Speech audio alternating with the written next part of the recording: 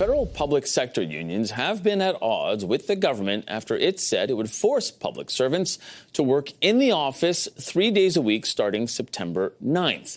There have been protests and demonstrations, and a rally for remote rights is planned for Monday.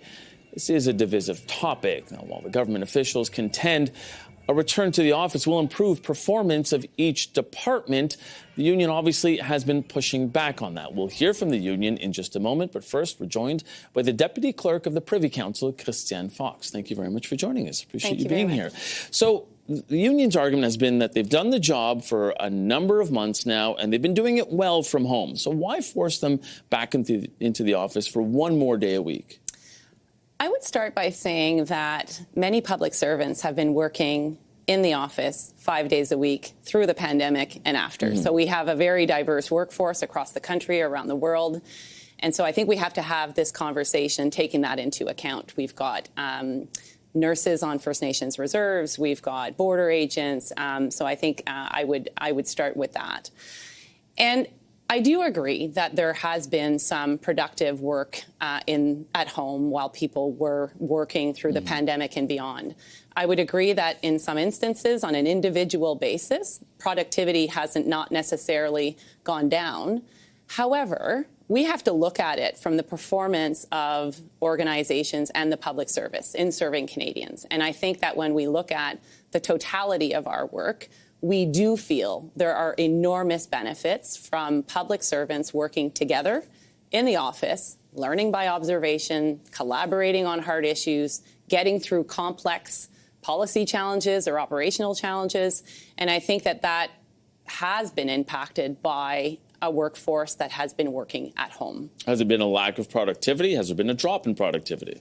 I think it has been a drop in overall performance. I think that we have seen instances where we are running into situations where we see challenges with the lack of perhaps culture and teamwork and team building. I think that one of the observations that I would have around sort of the productivity debate is when we pivoted to telework in the pandemic, we were building on relationships that we had fostered for a long time. If I look at my own context, I was Deputy Minister of Intergovernmental Affairs.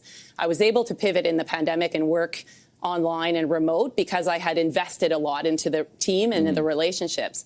But as we kind of get away from that and the relationships start to suffer distance, then there are things that we can point to that are gaps in our ability to serve Canadians, which ultimately we have to do well. And it goes to public trust in our institution. It goes into confidence in our ability to serve Canadians. And I do think that from the total kind of organizational perspective, we are seeing gaps in that collaboration. So is that not more on management than on the union to actually try and bridge those gaps and maybe have those team building experiences as well? Because what we're also hearing from the union is a number of these employees go into the office and it's not even an office with other employees or other colleagues from those departments. They're actually getting on Zoom meetings with people either across the country or across the street. So how is that actually going to benefit? So it is up to management to create the culture and to have people collaborate and work together. I would 100% agree with that.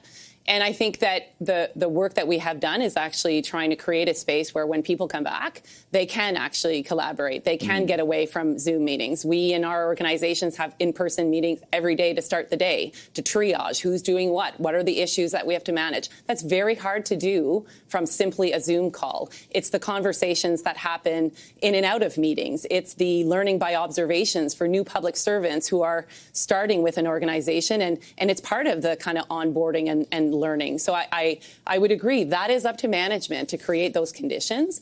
And if people are coming in and spending their entire day on Zoom, we need to know about that because that's not the culture that we're trying to create. So I would agree. And that's why across the public service, we've kind of spent the summer thinking about not just accommodation and IT, but collaboration spaces. How are we going to manage, the flow of employees? And that's why we've asked our executives to be in the office 4 days so they can actually be there as leadership within the organization to work with their teams.